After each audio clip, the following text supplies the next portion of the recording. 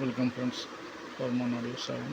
இன்றைக்கி பார்த்தீங்கன்னா ஒரு STK 3 ஐசி போட்டு 5.1 லோ ப்ரைஸ் ஆம்பிளிஃபையர் தான் பார்க்க போகிறோம்.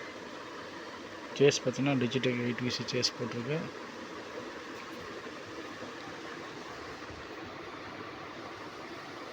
ட்ரான்ஸ்ஃபார்மர் 2425 ஆம்ப்ஸு.